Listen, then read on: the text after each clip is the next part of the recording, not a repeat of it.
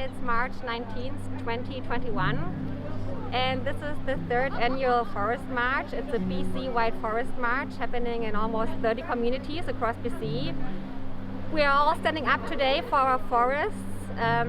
They are our most powerful weapon against the climate crisis we are in right now, and we are demanding a forestry reform.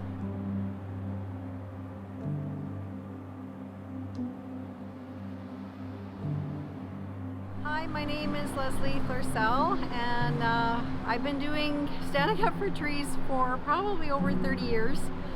I went to Carmanah Valley the first time, and my heart was just taken away when I saw the clear-cut logging and then the beautiful forest. So it's a shame that we still have to do that.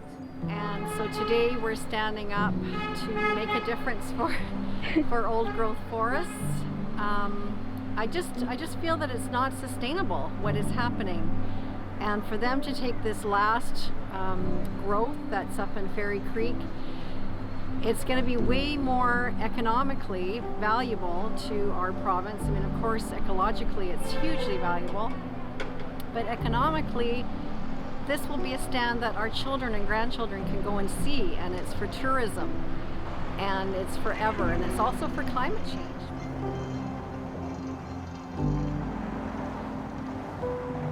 We're here today is a BC-wide Forest March. I believe it's the third annual Forest March, and I believe this year there's 30 communities across BC. I think it's the largest number they've ever had.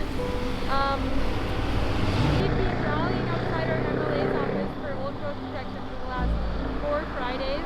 It appears to me like there's a lot of action amping up across the province for forestry reform and for the BC NDP to finally enact those 14 recommendations of the old growth review.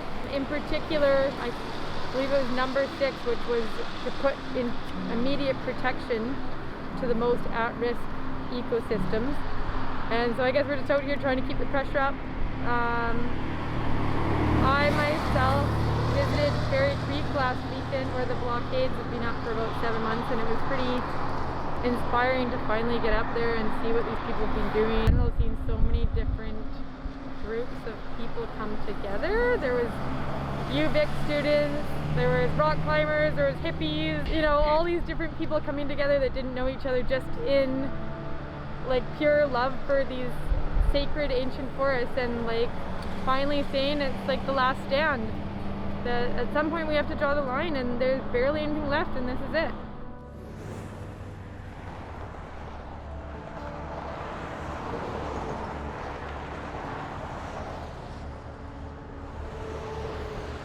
We're Ika and Bob Hackett from Burnaby. We've just basically moved here, but we've been involved here in Powell River for about a year or a year and a half already. And we're quite impressed with all the activism that's taking place in Powell River, all the different groups that are doing something like this,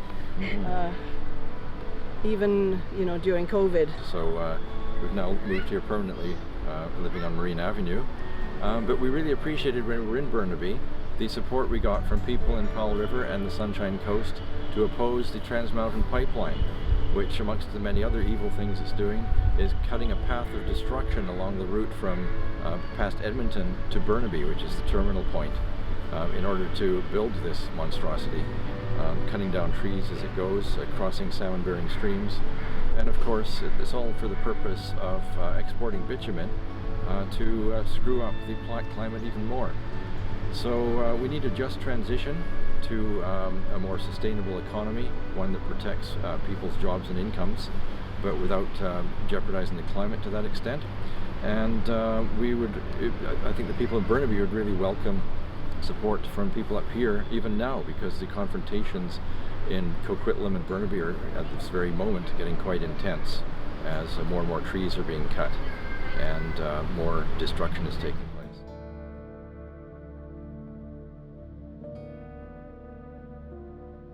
Our temperate rainforests here in BC are the most powerful carbon storage houses we have on the planet, and we need to protect them.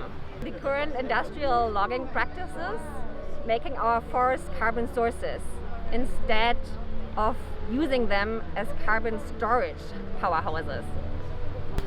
As a mother, I'm deeply caring about the future of our planet. We have less than 10 years' time to halve the emissions globally. And one big, important, essential thing we have to do is using our forests as carbon sinks. We're slaughtering old growth forests with unbelievable biodiversity, and we are grinding old growth trees up in wood pellets and clear cutting countries. Like, clear cutting is a dead zone. It's like we are making a desert out of our forests, and our government is continuing allowing this. In 2050, we will be 10 billion people on this planet. We need to feed them, we need to take care for them, and we are not doing this. Oh, I jumped. My son is 2 years old, and he can live to the year 2100. How will the world be then? I jumped.